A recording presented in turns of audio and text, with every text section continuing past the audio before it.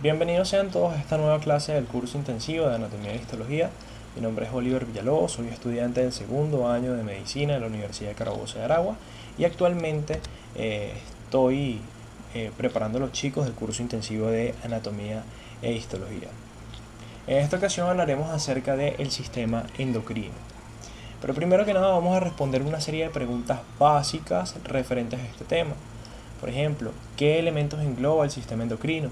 El sistema endocrino va a estar formado por tres elementos principales. Tenemos por un lado las glándulas endocrinas, tenemos tejidos endocrinos y en una última instancia vamos a encontrar un conjunto de células aisladas que pueden funcionar como células productoras de hormonas. ¿Qué diferencia existe entre las glándulas endocrinas y las glándulas exocrinas? Primero que nada, la primera función, la más básica y la más fundamental de ellas, es la presencia de los conductos excretores. En el caso de las glándulas exocrinas, teníamos conductos excretores que permitían volcar el contenido de secreción en la luz de un órgano en particular, cosa que no pasa en las glándulas endocrinas porque estas no poseen un conducto excretor, todo lo contrario. Las hormonas producidas por las glándulas endocrinas y los elementos del sistema endocrino se liberan por vía sanguínea y actúan sobre un órgano determinado. Ahora, ¿cuál es el producto liberado por dichos elementos?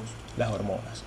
¿Qué son las hormonas? Son sustancias químicas que actúan como molécula señal que viaja a través de vía sanguínea y que puede alterar el funcionamiento de una célula determinada. ¿Cuáles son los efectos? Los efectos son bastante variados, pero en líneas generales podríamos decir que existen hormonas estimulantes y hormonas inhibitorias. Ahora, ¿cómo son transportadas? Las hormonas van a ser transportadas por medio de la vía sanguínea, más específicamente por el plasma sanguíneo. ¿Okay? ¿Dónde van a actuar? Van a actuar en aquellos órganos blancos o también denominados órganos diana que poseen células con receptores específicos para una determinada gama de hormonas en particular. Es decir, que para que una hormona pueda actuar sobre una célula en particular, esta tiene que tener un receptor acoplado a su membrana o un receptor intracelular. Ahora, ¿cuántas glándulas endocrinas hay? Existe un número bastante variado de glándulas endocrinas. Podríamos hablar, por ejemplo, de la hipófisis, podríamos hablar de la epífisis o glándula pineal, de la glándula tiroides, de las glándulas paratiroides, podríamos hablar de los ovarios, de los testículos en el caso de los hombres, y podríamos hablar incluso del páncreas. Más sin embargo, es muy importante acotar que el páncreas no es exactamente una glándula del sistema endocrino, sino más bien una glándula anficrina. El páncreas, dentro de su parénquima, posee dos tipos de glándulas: glándulas exocrinas, que liberan un contenido por medio de conductos excretores, mientras que tenemos también una porción endocrina que produce hormonas que son liberadas por vía sanguínea. Un ejemplo de esto, bueno, acá lo tenemos. Esto vendría siendo el parénquima de un páncreas, ¿okay? Lo que estamos observando acá, en esto, prácticamente diría que el 70% de la foto está constituida por glándulas exocrinas, que son estas glándulas que estamos observando acá, pero en la parte central podemos encontrar un cúmulo de células que están organizadas de una manera un poco más diferente, que corresponde a los islotes pancreáticos de Langerhans, que hace referencia a la porción endocrina de esta glándula anficrina, como lo es el páncreas. Ahora bien, hablemos un poco acerca de la glándula pituitaria o de la hipófisis. La glándula pituitaria es una glándula que se encuentra anexa a la cara inferior del cerebro y se posiciona siempre sobre la superficie de la silla turca. La silla turca es una pequeña estructura que se encuentra en el cuerpo del hueso efenoides, que le presta entonces un punto de acomodación a lo que vendría siendo la hipófisis o la glándula pituitaria. Cabe destacar que este hueso efenoides, más específicamente la silla turca, presenta periósteo, una lámina de periósteo que va a revestir el tejido óseo, y que a su vez por encima de esta lámina de periósteo vamos a poder encontrar un tejido conectivo laxo con un plexo venoso muy bien distribuido a lo largo de toda la silla turca y la glándula pituitaria. Y en una última instancia vamos a tener una cápsula de tejido conectivo que establece un contacto directo con la glándula pituitaria propiamente dicha. Además de esto, es muy importante acotar que desde un punto a otro, en la parte más apical de la silla turca, vamos a poder encontrar una lámina de dura madre que se extiende de un punto a otro punto. En su porción central hay un orificio que permite el paso del tallo hipofisiario de la glándula pituitaria. Desde un punto de vista macroscópico podremos decir que la glándula pituitaria se divide en adenohipófisis y una neurohipófisis. Ahora, si queremos ser un poco más detallistas, tenemos que decir que la adenohipófisis está constituido por varios elementos. El elemento más grande de todos los elementos de la adenohipófisis corresponde a la pars distalis, que es este segmento que ustedes observan acá, ¿ok? En rojo claro. Y es exactamente el lóbulo anterior de la glándula pituitaria. Inmediatamente por encima vamos a tener algo que denominamos como pars tuberalis, que forma parte del tallo hipofisiario. Este se va a encontrar más o menos a esta altura. Más adelante veremos un preparado donde se detalla exactamente, y que básicamente en conjunto al tallo neural, que corresponde a la neurohipófisis, va a formar el tallo hipofisiario de la glándula pituitaria. Por otro lado tenemos una pars intermedia, que es una lámina que encontramos entre la pars distalis y la pars nervosa, es decir, entre el lóbulo anterior y el lóbulo posterior de la hipófisis, que está constituido por una serie de células que liberan una hormona. Y en una última instancia tenemos entonces lo que vendría siendo la pars nervosa, que corresponde a la neurohipófisis, la parte posterior de la glándula pituitaria, y esta pues evidentemente tiene una configuración histológica que veremos más adelante. Además de esto, es muy importante acotar que esta pars nervosa o lóbulo posterior se continúa hacia arriba con un tallo denominado el tallo neural.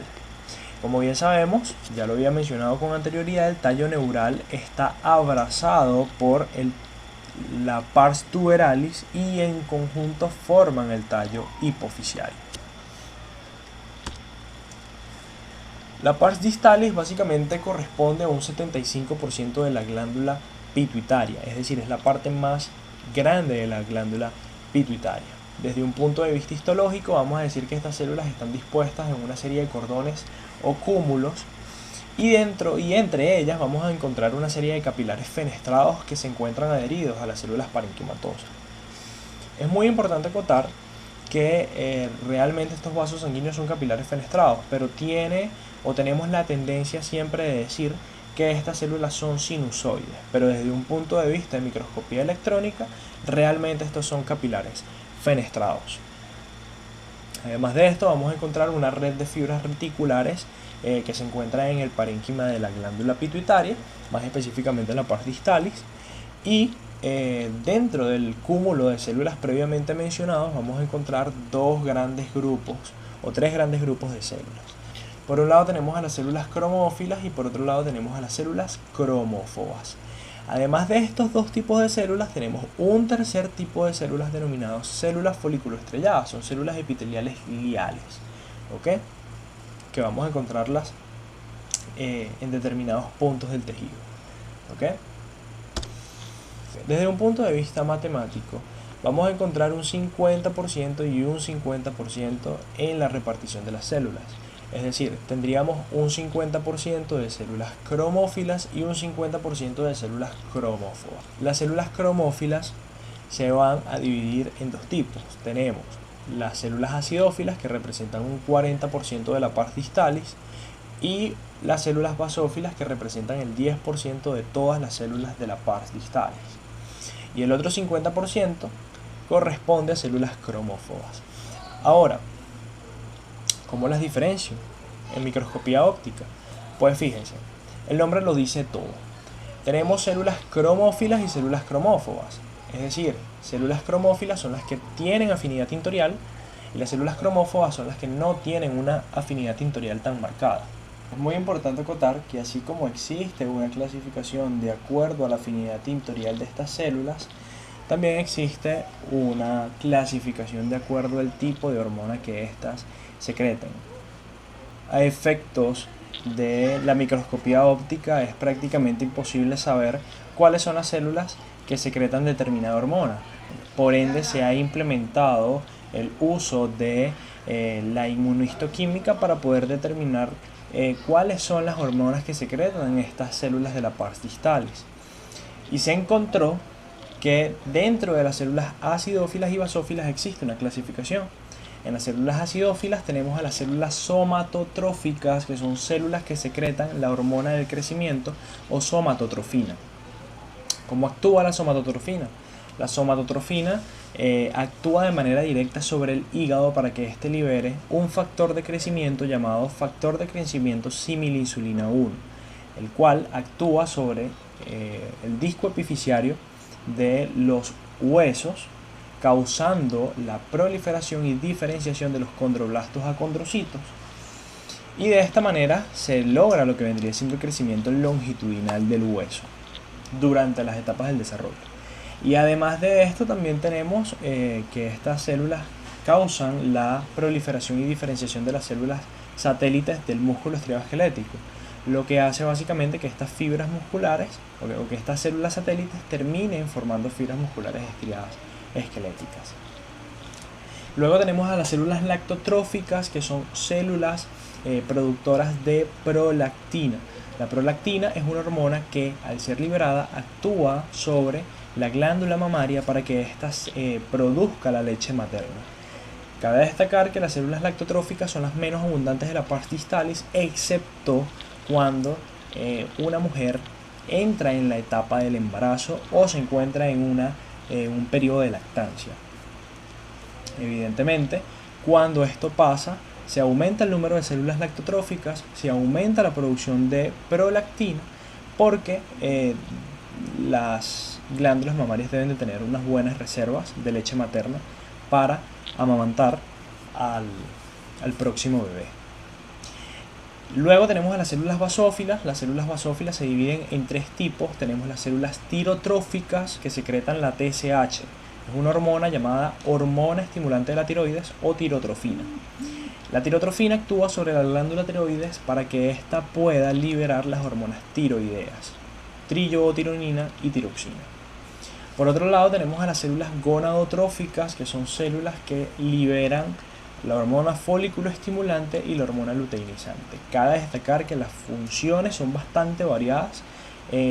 Las funciones de estas dos hormonas son bastante variadas de acuerdo al individuo del que estemos hablando. Si es el caso de un hombre o es el caso de una mujer, son funciones variadas. De todos modos, el funcionamiento de la FSH y la LH la veremos en embriología, cuando incorporemos los videos de embriología al canal. Y en una última instancia tenemos a las células corticotróficas, que son células que liberan una hormona denominada la hormona adrenocorticotrófica, o también denominado corticotrofina. La corticotrofina actúa sobre la zona fasciculada y la zona reticular de la corteza de la glándula suprarrenal. Cabe destacar que las células cromófobas actualmente se consideran que son células cromófilas en un estadio inactivo, es decir, que son células que en un principio fueron células cromófilas, es decir, que contenían en su interior los gránulos de secreción a nivel citoplasmático con las determinadas hormonas, pero que liberaron prácticamente todo su contenido y al no existir gránulos de secreción que le aporten una afinidad tintorial, pues se observan de esta manera, como en el preparado. La pars intermedia es básicamente un tejido que vamos a poder encontrar entre la pars distalis y la pars nervosa. Es exactamente esto que estamos encontrando acá en el medio. La pars intermedia en este caso va a estar presente solo durante la vida fetal y en parte del periodo postnatal. Es aquí donde se va a sintetizar la hormona estimulante de los melanocitos o melanotrofina, que sí, básicamente va a actuar sobre los melanocitos para que estos puedan producir melanina, que le aporte la pigmentación a la piel. Posterior a esta etapa, la pars intermedia va a desarrollar una serie de folículos infiltrados en diferentes puntos de la pars intermedia que son completamente afuncionales. Por otro lado, vamos a tener la pars tuberalis, que como bien saben forma parte de lo que vendría siendo el tallo hipofisiario. Por acá tenemos el tallo neural, esto es la pars tuberalis, que se encuentra abrazando al tallo neural. Esta pars tuberalis se va a constituir primero que nada por una serie de células organizadas en cordones longitudinales. Vamos a encontrar un grupo bastante alto de vasos sanguíneos en esta zona y folículos de material proteíno. Por otro lado tenemos el sistema porta hipofisiario. Como bien sabemos, en otras partes de nuestro cuerpo tenemos un sistema porta, el cual hace referencia a un grupo de vasos que comunican dos dominios capilares diferentes, tal cual como pasaba en las venas portas del hígado. En este caso, el sistema porta hipofisiario está constituido por dos plexos. Un primer plexo, que es el plexo primario, que podemos encontrar a nivel del tallo neural, aquí en este punto, que se va a formar gracias a las arterias hipofisiarias superiores que derivan de manera directa de la arteria carótida interna. Por otro lado, vamos a tener un segundo plexo comunicado por dos venas portales que se va a posar sobre lo que vendría siendo la pars distalis. Cabe destacar que además también tenemos ramas colaterales provenientes de las arterias hipofisiarias inferiores que se posan sobre la pars nervosa, como podemos observar en esta ilustración, y que por medio de una serie de vasos porta cortos podemos comunicar la neurohipófisis o la pars nervosa con la pars distalis. Además de esto, todos estos vasos del segundo plexo se van a organizar en una serie de venas que se denominan las venas hipofisiarias. Ahora, ¿por qué es importante presentar un sistema de vasos porta? Porque de esta manera nosotros podemos comunicar las moléculas señales que van a ser producidas por el hipotálamo con lo que vendría siendo la adenopófisis, debido a que gran parte de la actividad de la pars distalis va controlada por el hipotálamo. Y los pongo en contexto. El hipotálamo presenta numerosos núcleos. De allí derivan una serie de axones correspondientes a esas neuronas de esos núcleos. Y básicamente los axones, que son axones amielínicos, van a llegar hasta un determinado punto del tallo neural. Posteriormente, estas neuronas con actividad neurosecretora van a comenzar a liberar moléculas señales que van a permanecer en la matriz o en el líquido extracelular, y de alguna manera estas moléculas señales tienen que llegar hacia la adenohipófisis, más específicamente la pars distalis, y esto lo hacen por medio del sistema portihipofisiario, en donde esta red capilar absorbe esas moléculas señales y por medio de las venas porta lleva esas moléculas señales hacia la pars distalis, en donde pueden ejercer una función sobre la adenohipófisis. Un ejemplo de esto podría ser la liberación de las hormonas liberadoras de gonadotrofinas que se liberan, las hormonas liberadoras de gonadotrofinas que se forman a nivel del hipotálamo, y estas actúan sobre la adenohipófisis para que éstas liberen las gonadotrofinas, la folículo estimulante y la hormona luteinizante previamente mencionada. ¿Okay?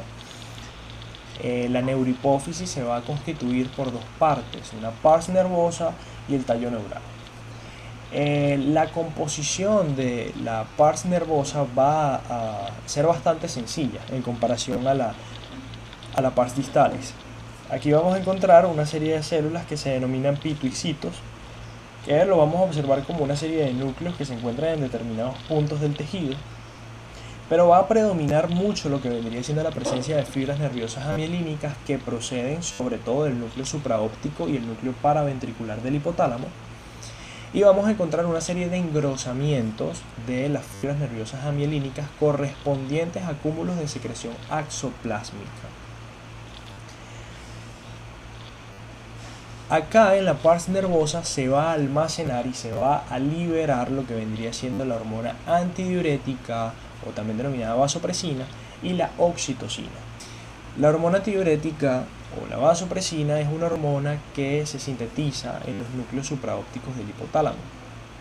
Antiguamente se le denominaba como vasopresina puesto a que se había demostrado que esta hormona, al ser liberada, podía producir un aumento de la presión arterial mediando un proceso de contracción de las paredes arteriolares.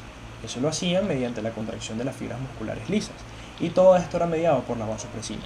Pero actualmente el término correcto para referirnos a esta hormona es hormona antidiurética, puesto a que se ha descubierto que esta hormona tiene una influencia a nivel renal bastante importante.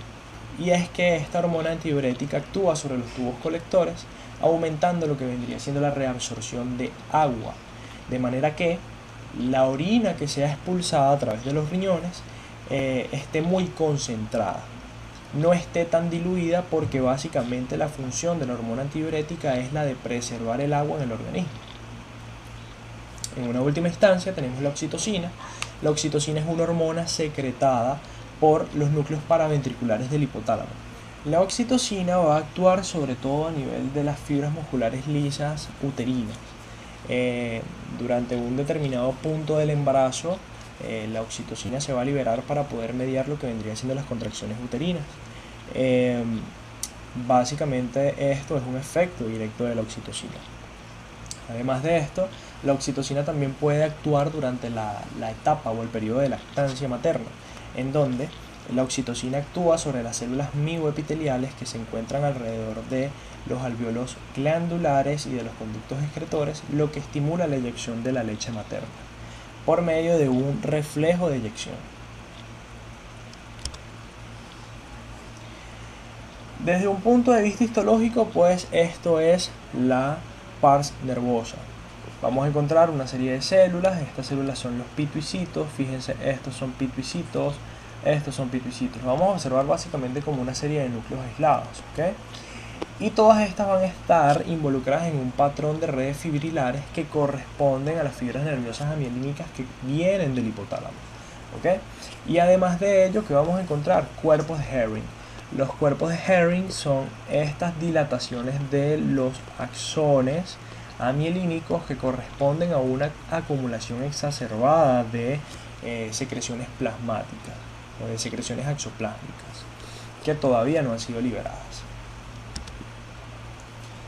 Entonces acá tenemos un pequeño resumen de los productos hormonales secretados por la adenopófisis y la neurohipófisis, y más o menos cuáles son los órganos diana sobre los cuales estos actúan. Entonces tenemos el caso de la oxitocina, que actúa tanto sobre las glándulas mamarias para producir lo que vendría siendo la eyección de la leche. Tenemos que actúa sobre el útero también, provocando las contracciones uterinas. Tenemos también lo que vendría siendo la hormona antidiurética, que actúa sobre el riñón, ¿okay? Produciendo la reabsorción del agua.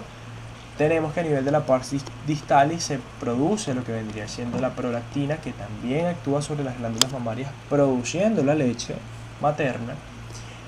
Tenemos la hormona del crecimiento, como ya les había comentado, actúa sobre el hígado. Este liberaba factor de crecimiento similinsulina 1.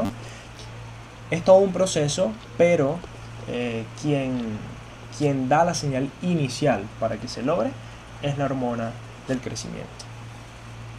Por otro lado, tenemos la FSH y LH liberadas también por algunas células de la adenopófisis, que van a actuar sobre lo que vendría siendo el testículo, sobre los ovarios, para que estos produzcan determinadas sustancias. Por otro lado, también tenemos la ACTH liberada también por la pars distalis, que actúa sobre la corteza de la glándula suprarrenal para que se liberen los glucocorticoides. En una última instancia tenemos la liberación de la TSH, que actúa sobre la glándula tiroides. En una última instancia, bueno, tenemos a la epífisis o glándula pineal. Es una glándula que vamos a encontrar unida al techo del tercer ventrículo cerebral. Básicamente, dentro de sus características histológicas, tenemos que decir que posee una cápsula de tejido conectivo que presenta una serie de tabiques intraparenquimatosos que propicia lo que vendría siendo la nutrición a esta glándula pituitaria. Dentro de ello vamos a encontrar una red capilar estos capilares son capilares continuos, y vamos a encontrar también una serie de acérbulos cerebrales. Ya les voy a mencionar qué son los acérbulos cerebrales más adelante. Dentro de las células vamos a poder encontrar dos tipos. Tenemos los pinealocitos y las células intersticiales. Y la hormona que va a secretar esta glándula es la melatonina. Tenemos un preparado correspondiente a una glándula pineal o epífisis, la podemos denominar de las dos formas, que está teñido con hematoxilina y eosina. Entonces, como les había comentado, podemos encontrar dos tipos de células. Las primeras células que vamos a encontrar son los pinealocitos. Estos pinealocitos son células que presentan un núcleo redondeado y central. Por ejemplo, esto es un pinealocito, esto es un pinealocito. ¿Ok? Además de esto, es bastante importante acotar la presencia de las células intersticiales, como ya les había comentado. La manera que tenemos para diferenciar entre una y otra es que básicamente las células intersticiales presentan núcleos muy irregulares. Por ejemplo, esta es una célula intersticial, esta es una célula intersticial. Se ven muy poco teñidos, pero los elementos diagnósticos siempre nos los va a dar la forma de los núcleos. Podemos encontrar por acá una arteriola. Esta arteriola va a presentar un endotelio, ¿okay? E inmediatamente por fuera vamos a tener fibras musculares lisas concéntricas, y periféricamente a ello tenemos tejido conectivo laxo. Fíjense que esta es la luz de la arteriola. Estos puntos rojos que observamos acá corresponden a los glóbulos rojos de la arteriola, ¿okay? Y esto que ustedes observan acá, este cuerpo grande que observamos acá, son los famosos acérbulos o arenisca cerebral. Estos acérbulos cerebrales son cúmulos de calcio que están constituidos por cristales de hidroxiapatita. Estos cristales de hidroxiapatita en un principio van a encontrarse a nivel del citoplasma de los pinealocitos, pero con el paso del tiempo estos van a ser liberados hacia lo que vendría siendo la matriz extracelular, acumulándose y formando entonces estos acérbulos cerebrales. La inervación de la glándula pineal depende principalmente del sistema nervioso simpático. Vamos a tener unas fibras nerviosas simpáticas postganglionares que derivan de manera directa del ganglio cervical superior. Solo vamos a tener una cadena simpática cervical. El ganglio superior es el ganglio de donde salen las fibras nerviosas simpáticas postganglionares. A través de ello vamos a poder encontrar lo que vendría siendo el nervio coronario, y el nervio coronario es el que nos va a prestar la inervación directa de la glándula pineal. Por otro lado, tenemos una inervación central que depende de fibras nerviosas que proceden del cerebro y forman parte de la cintilla óptica. Ya lo vamos a ver por acá. Fíjense, esto que ustedes observan acá es el globo ocular. Aquí tenemos lo que vendría siendo el nervio óptico. Esto es el quiasma óptico, y esto que ustedes observan acá son las cintillas ópticas. Estas cintillas ópticas establecen contacto con el núcleo supraquiasmático del hipotálamo, y de ella salen una serie de fibras nerviosas que establecen un contacto directo con el ganglio cervical superior, que a su vez forma el famoso nervio coronario. ¿Por qué es importante la inervación del epífisis? Porque esto nos da de manera indirecta el funcionamiento de la glándula. Fíjense, de acuerdo a la estimulación que nosotros podamos efectuar sobre la retina, esto puede causar una inhibición o una estimulación del epífisis para que éste libere melatonina. Esto quiere decir que si la estimulación que hay sobre la retina del globo ocular es muy alta, toda esa información va a pasar a través del nervio óptico, a través de la cintilla óptica, y posteriormente pasa al núcleo supraquiasmático, de allí pasa al ganglio cervical superior, de allí pasan a los nervios coronarios. Eso va a causar en este caso una inhibición de la secreción de melatonina. Es decir, cuando los rayos lumínicos que inciden sobre la retina son muy altos o tienen una alta intensidad, se inhibe la secreción de melatonina por parte de la glándula pineal. Caso contrario, si la estimulación que está recibiendo la retina es de rayos lumínicos de muy baja intensidad, por ejemplo cuando estamos en sitios oscuros, ¿okay? Esto, por lo contrario, lo que va a hacer es estimular a la glándula pineal para que libere melatonina. Y esto tiene una gran importancia fisiológica, y es lo siguiente: cuando hay altas concentraciones de melatonina en el cuerpo, esto va a inducir el sueño.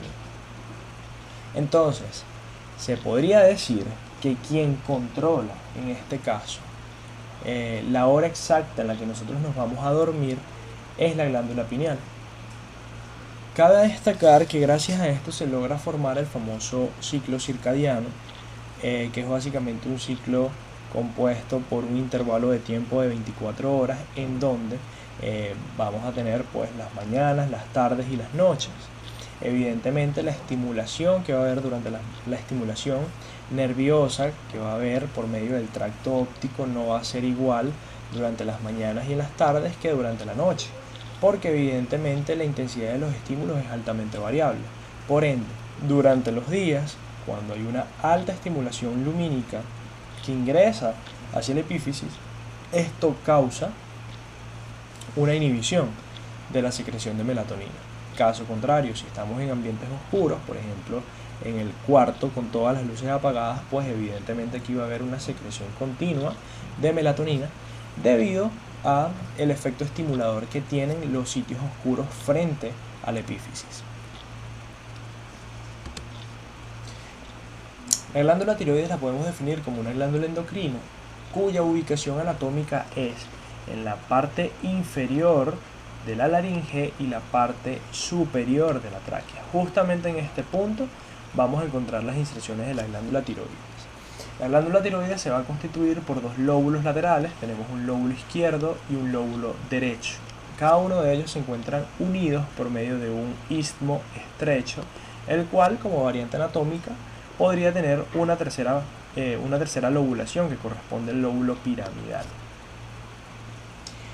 La glándula tiroides es una glándula que sintetiza tres hormonas principales. La primera de ellas, la triiodotironina o T3, tenemos la tiroxina o T4 y en una última instancia tenemos a la calcitonina. Las primeras dos, triiodotironina y tiroxina, son hormonas que aumentan lo que vendría siendo el metabolismo, mientras que la calcitonina es una hormona que actúa disminuyendo los valores o la concentración de calcio en el plasma sanguíneo. ¿Cómo lo hace? Pues básicamente cuando se libera la calcitonina, esta hormona actúa sobre los osteoclastos disminuyendo o inhibiendo la acción de los mismos, lo que evita o lo que retrasa en gran medida el proceso de resorción ósea y subsecuentemente la liberación de calcio en el plasma sanguíneo. ¿Cuál es la configuración histológica? Fíjense, la glándula tiroides presenta una cápsula fibrosa. Esta cápsula fibrosa se forma de tres capas de tejido conectivo. En la parte más periférica vamos a encontrar un tejido conectivo que corresponde a la fascia visceral del cuello. ¿Okay? Inmediatamente por debajo tenemos tejido conectivo laxo y por debajo de ese tejido conectivo laxo vamos a encontrar una lámina de tejido conectivo denso que va a recubrir el parénquima de la glándula tiroides, constituyendo la cápsula fibrosa. Evidentemente de esta cápsula fibrosa siempre van a partir tabiques hacia el interior del parénquima de la glándula tiroides. En el parénquima podemos individualizar una serie de cuerpos bien definidos que corresponden a los folículos tiroideos, que básicamente son estas estructuras que estamos observando acá, se las estoy señalando. Un folículo tiroideo se compone por una sustancia central, que en este caso es el coloide. El coloide se forma más que todo, o uno de sus constituyentes principales es una proteína llamada tiroglobulina. Y bueno, es una sustancia que teñido con hematoxilina y eosina pues tiene muchísima afinidad por la eosina y por eso se ve de este color. Por otro lado tenemos las células foliculares, que son células que delimitan cada uno de estos folículos tiroideos. ¿Okay? Cada una de estas células van a constituir un epitelio cúbico simple con su respectiva membrana basal. Y en una última instancia también tenemos infiltrados de células llamadas células C o células parafoliculares, que básicamente son células que se van a encontrar entre la membrana basal del epitelio cúbico simple y las células foliculares propiamente dichas. Van a estar infiltradas en cúmulos o pueden estar también dispersas, ¿ok? Pero lo que quiero que entiendan es que tenemos aquí lo que vendría siendo el epitelio folicular, células cúbicas, y la membrana basal de este epitelio es la otra limitante en donde van a ir infiltradas estas células C o células parafoliculares. Justo en ese punto están ubicadas. Las células C o células parafoliculares son esas células que producen la calcitonina ya mencionada, mientras que las células foliculares son células que producen la triiodotironina y la tiroxina, además de producir también la tiroglobulina, cabe destacar, ¿ok? Por otro lado, vamos a tener un tejido que es el tejido interfolicular, que se va a encontrar entre los respectivos folículos tiroideos, como por ejemplo todo este punto corresponde a tejido interfolicular. Otra cosa que quiero mencionarles es que no siempre van a observar un preparado histológico en donde las células foliculares presenten o estén formando un epitelio cúbico simple, porque esto va a depender en mucha gran medida del estado funcional de la glándula. Si nosotros estamos presentando una glándula que está activamente produciendo triiodotironina y tiroxina, esto quiere decir que la gota de coloide va a estar bastante disminuida en volumen, lo que hace básicamente que estas células foliculares ganen altura, ¿okay? Por ende, se podría decir que podríamos encontrar incluso células foliculares que formen un epitelio prismático simple. Más sin embargo, la contraparte, si nosotros tenemos una glándula tiroides que no está produciendo tanta triiodotironina ni tiroxina, pues la gota de coloide siempre se hace más grande y esta gota de coloide ejerce presión sobre el polo apical de estas células, lo que estrecha su forma. Por ende, podríamos encontrar también un epitelio plano simple. Esto es altamente variable de acuerdo a la actividad de la glándula. Entonces, fíjense, acá tenemos la gota de coloide, acá tenemos las células foliculares. Fíjense cómo estas están un poquito más aplanadas en comparación a otras células que podemos encontrar. Estas células que encontramos acá son las células parafoliculares.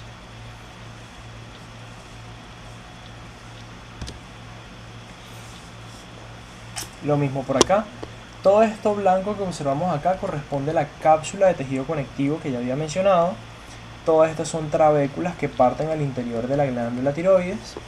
Y por aquí encontramos todo lo que vendría siendo los folículos tiroideos, ¿okay? Con su respectivo epitelio folicular y con sus respectivas células C o células parafoliculares. Fíjense, aquí hay células parafoliculares, acá hay células parafoliculares entre la membrana basal y lo que vendría siendo el epitelio del folículo tiroideo. En determinados puntos podemos encontrar esta misma organización. Ahora hablemos acerca de las glándulas paratiroides. Las glándulas paratiroides son 4 glándulas bastante pequeñas de forma oval que se localizan siempre en el borde posterior de cada uno de los lóbulos laterales de la glándula tiroides.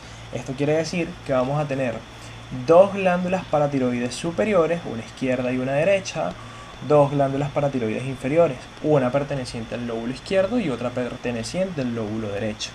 Esta foto que estamos observando acá corresponde a la cara posterior del cuello, es decir, acá tenemos la tráquea, por detrás tenemos al esófago y acá arriba tenemos la faringe, y si tenemos la tráquea por delante, pues evidentemente también tendremos a la laringe en su parte superior. ¿Ok? Ahora, desde el punto de vista de su configuración histológica, tenemos que decir que las glándulas paratiroides presentan una cápsula de tejido conectivo que presenta tabiques intraparenquimatosos, tal cual como pasaba en la glándula tiroides. La organización de estas células va a ser en forma de cordones de células parenquimatosas, ¿okay? Fíjense, aquí están.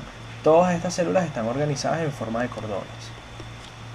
Ahora, dentro de los tipos de células que vamos a encontrar en estos cordones bien delimitados, tenemos 2 tipos. Tenemos las células principales, que se dividen en células activas y células en reposo, y en una última instancia tenemos a las células oxífilas. Las células principales son células que presentan en su interior una serie de gránulos que presentan la hormona paratiroidea en su interior, ¿okay? ¿Cuál va a ser la diferencia entre una célula principal activa y una célula principal en reposo? Básicamente son diferencias ultraestructurales. Por ejemplo, en las células principales activas tenemos gran cantidad de retículo endoplasmático rugoso, gran cantidad de aparato de Golgi, pero encontramos escasa cantidad de glucógeno. Caso contrario a las células principales en reposo. Estas células principales en reposo también tienen aparato de Golgi y retículo endoplasmático rugoso bien desarrollado, pero la cantidad de glucógeno es mucho mayor en las células en reposo. Y en una última instancia tenemos las células oxífilas. La diferencia que vamos a observar en microscopía óptica entre una célula principal y una oxífila es que la oxífila presenta un citoplasma mucho más acidófilo que una célula principal, y además de esto, pues el tamaño del citoplasma es mucho mayor al de las células principales. Entonces, las células principales son pequeñas, sí poseen un citoplasma acidófilo, pero las células oxífilas resaltan mucho más porque son más acidófilas que las mismas células principales. Entonces, otro punto característico de las células oxífilas es que las células oxífilas son las menos abundantes y no están presentes durante toda nuestro ciclo de vida. Ellas comienzan a aparecer aproximadamente a eso de los 6 o 7 años de edad en adelante, como pequeñas células infiltradas en diferentes puntos. Si ustedes se dan cuenta, en este preparado la mayoría de las células son células principales y las células oxífilas son pequeñas células infiltradas en diferentes puntos, ¿okay? Además de esto, cabe destacar que cuando el individuo se hace adulto, pues la glándula paratiroide comienza a presentar muchísimas infiltraciones de adipocitos, ¿okay? Todo lo que encontramos por acá son adipocitos. Todo esto son adipocitos, adipocitos, adipocitos, adipocitos. Y acá tenemos el parénquima que todavía está funcionando, ¿okay? Aquí igual, fíjense, imagínense la cantidad de adipocitos que tenemos por acá, adipocitos, adipocitos, adipocitos, pero por acá fíjense cómo encontramos los cúmulos de células en forma de cordones, en donde tenemos células principales, fíjense que son células sí, con un citoplasma acidófilo, con un núcleo redondeado y central. Podemos encontrar infiltraciones de células oxífilas con un citoplasma mucho más acidófilo en determinados puntos. Esto es una célula oxífila, esto es una célula oxífila, esto es una célula oxífila, y estas células son células oxífilas. Pero la predominancia siempre está en las células principales que poseen la hormona paratiroidea. ¿Cuál va a ser la función de la hormona paratiroidea? La hormona paratiroidea interviene en lo que vendría siendo la regulación de las concentraciones de calcio en plasma. No las disminuye, sino que las mantiene en valores normales. De manera que si, por ejemplo, por alguna razón nosotros quitamos lo que vendría siendo las glándulas paratiroides, pues evidentemente a eso de los 2 o 3 días el paciente va a presentar una concentración de calcio igual o similar a 0. Ahora, respecto a las glándulas suprarrenales, tenemos que decir que estas son órganos retroperitoneales que se encuentran ubicados exactamente en la pared posterior del polo superior de cada uno de los riñones, tanto del lado izquierdo como del lado derecho. En la parte media de esta glándula suprarrenal vamos a poder encontrar un surco denominado el ilio, de donde emerge una vena que vendría siendo la vena suprarrenal. ¿Okay? Ahora, muy importante destacar que las glándulas suprarrenales se dividen en dos segmentos funcionales. En este caso tenemos la corteza de la glándula suprarrenal, que es la parte más periférica, de color pardo amarillento, y vamos a poder encontrar una región central, la médula, la cual presenta una coloración parda rojiza. Desde un punto de vista de la configuración histológica, tenemos que decir que inmediatamente la parte periférica de la glándula suprarrenal está constituida por una cápsula de tejido conjuntivo colágeno que presenta una serie de trabéculas que ingresan al interior de la glándula suprarrenal a diferentes profundidades. A través de estas trabéculas pasan numerosos vasos sanguíneos y numerosas fibras nerviosas. ¿Okay? El parénquima de la glándula, o la parte funcional de la glándula propiamente dicha, presenta dos regiones funcionales. En este caso tenemos la corteza, que vendría siendo el segmento que generalmente representa el 80% de toda la glándula, ¿ok? Y en una última instancia tenemos la médula, que representaría aproximadamente un 10% de toda la glándula suprarrenal. A su vez, la corteza está dividida en tres zonas principales que tienen diferencias morfológicas y funcionales. Primero que nada tenemos la zona glomerular, que va desde este punto hasta este punto, inmediatamente por debajo de la cápsula. Fíjense, esto que ustedes observan acá es la cápsula de la glándula suprarrenal. Lo que está inmediatamente por debajo es el parénquima. En este caso tenemos la corteza, que va desde este punto a este punto, y la zona glomerular va desde acá hasta acá. Solamente este pequeño segmento es la zona glomerular. Luego tenemos la zona fasciculada, que va desde el término de la zona glomerular hacia aproximadamente este segmento, y desde acá tenemos la zona reticular, que se extiende hasta este punto. Tenemos aquí un pequeño error en este pequeño señalador de acá. Es más o menos desde este punto hasta este punto que se encuentra la zona reticular. Inmediatamente por debajo, sin límites bien definidos, vamos a poder encontrar a la médula de la glándula suprarrenal. Las zonas de la corteza se dividen en tres puntos, como les había comentado: zona glomerular, fascicular y reticular, desde afuera hacia adentro. La zona glomerular, desde un punto de vista de características histológicas, tenemos que decir que está constituida por células que se encuentran agrupadas en cúmulos redondeados, ¿ok?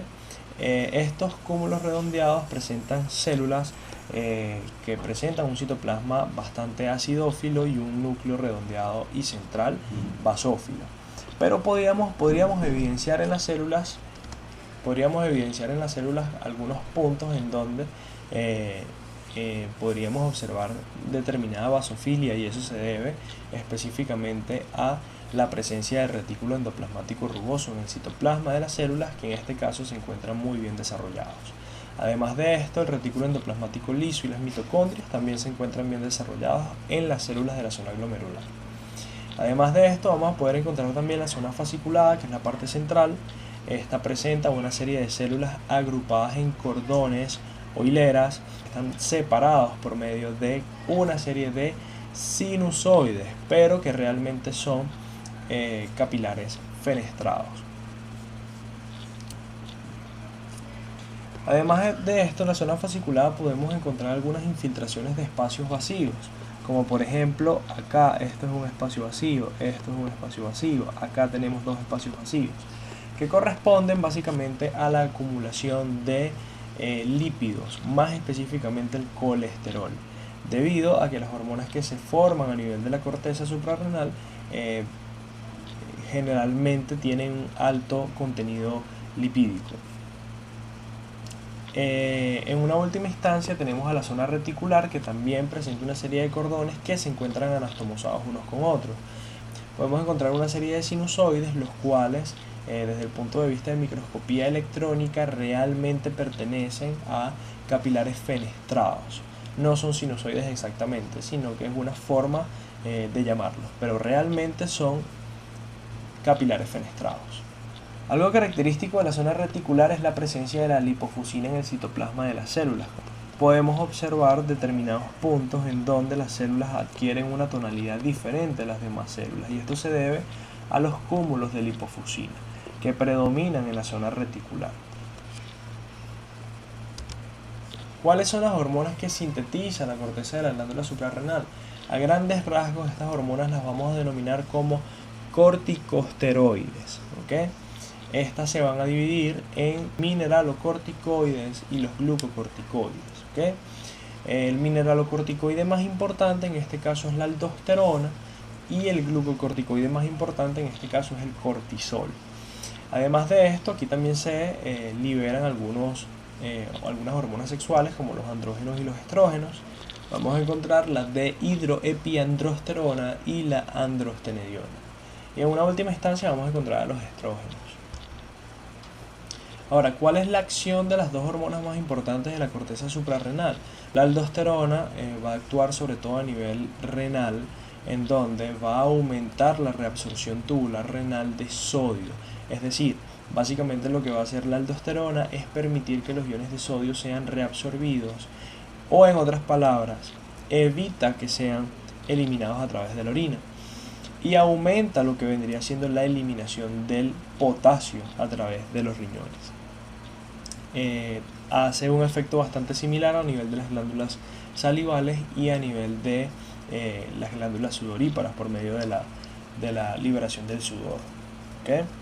Por otro lado, el cortisol va a actuar primero que nada en la degradación de las proteínas y la gluconeogénesis, así como también la movilización de ácidos grasos, y además prepara el cuerpo para reaccionar frente a situaciones físicas y psíquicas, reunidos en conjunto bajo la denominación general de estrés.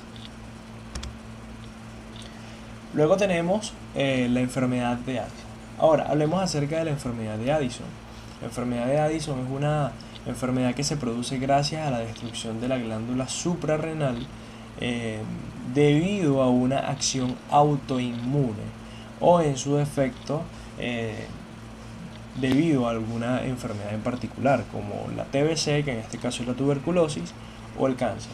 A grandes rasgos, los pacientes van a presentar una insuficiencia córtico-suprarrenal, es decir, no se van a sintetizar las hormonas correspondientes, y esto va a causar una serie de síntomas de aparición paulatina. Entre ellos tenemos el cansancio, la debilidad muscular, la pérdida de peso, la disminución de la presión arterial, la hiperpigmentación parda cutánea y mucosa, que es uno de los elementos diagnósticos de esta enfermedad. En una última instancia tenemos la médula suprarrenal. Como bien sabemos, la parte más central representa el 10% de toda la glándula suprarrenal, pero desde un punto de vista histológico no existe un límite bien definido entre la corteza y la médula. Está conformado principalmente por cordones celulares que se encuentran separados entre sí por medio de unas vénulas y una serie de capilares. Vamos a encontrar dos tipos de células. Tenemos las células cromáfines y las células ganglionares simpáticas. Las células cromáfines son aquellas células que, mediante la utilización de algunas soluciones como lo que vendría siendo las soluciones dicrómicas para poder teñirla, adquieren una tonalidad parda, y esto se debe a una serie de gránulos que se encuentran en su interior.